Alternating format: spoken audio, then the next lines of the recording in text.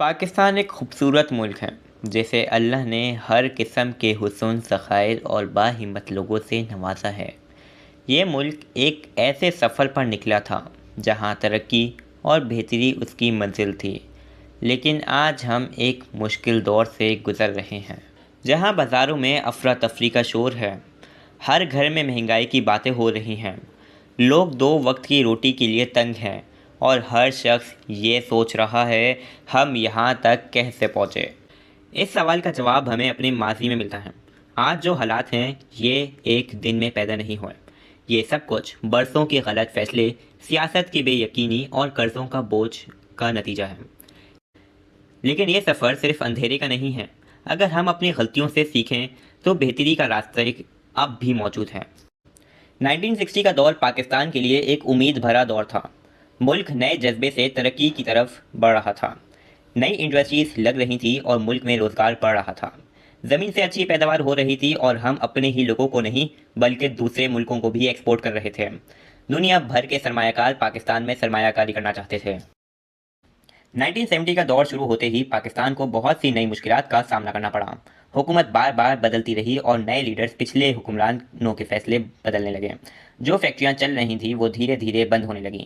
سرکاری افسران اور سیاستدان اپنا فائدہ دیکھنے لگے اور ملک کا پیسہ غلط جگہوں پر جانے لگا۔ اس کا نتیجہ یہ نکلا کہ فورن انویسٹرز بھی پیچھے ہٹ گئے اور ملک کی ترقی رک گئی۔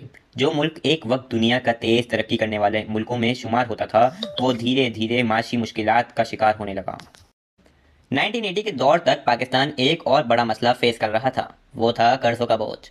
حکومت کے پاس پیسے کم تھے لیکن خرچے زیادہ۔ اس کا صرف ایک حل سمجھا گیا، وہ تھا اور زیادہ قرض لینا۔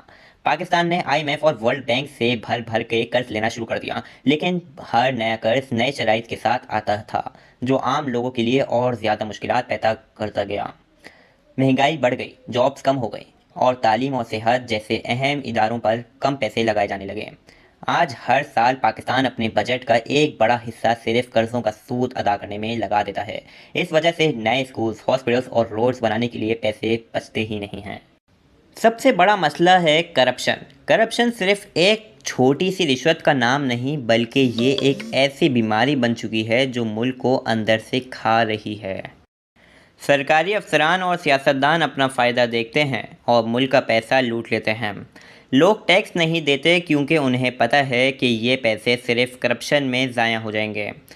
باہر کے انویسٹرز پاکستان میں پیسے لگانے سے ڈرتے ہیں کیونکہ یہاں فراڈ اور دھاندلی عام ہیں۔ جو غریب ہے وہ اور زیادہ غریب ہو جاتا ہے کیونکہ حکومت کے پاس ان کی مدد کے لیے پیسے نہیں بچتے۔ اگر کرپشن کا مسئلہ حل ہو جائے تو پاکستان کی معاشی حالت بہتر ہو سکتی ہے۔ اگر کرپشن کا مسئلہ حل ہو جائے تو پاکستان کی معاشی حالت بہتر ہو سکتی ہے، مگر اس کے لیے صرف قانون بنانے سے کچھ نہیں ہوگا، عمل بھی کرنا ہوگا۔ کیا یہ سب صرف اندھیرے کی کہانی ہے؟ کیا پاکستان واپس سے ترقی نہیں کر سکتا؟ نہیں، پاکستان کے پاس اب بھی بہتری کا موقع موجود ہے۔ صرف ضرورت ہے بہتر فیصلے لینے اور صحیح پالیسیز بنانے کی۔ جہاں اندھیرا ہوتا ہے وہاں روشنی بھی ہوتی ہے۔ کیا پاکستان اب بھی ریکور کر سکتا ہے؟ اس کا جواب ہے ہاں، پاکستان اب بھی واپس سے ریکور کر سکتا ہے۔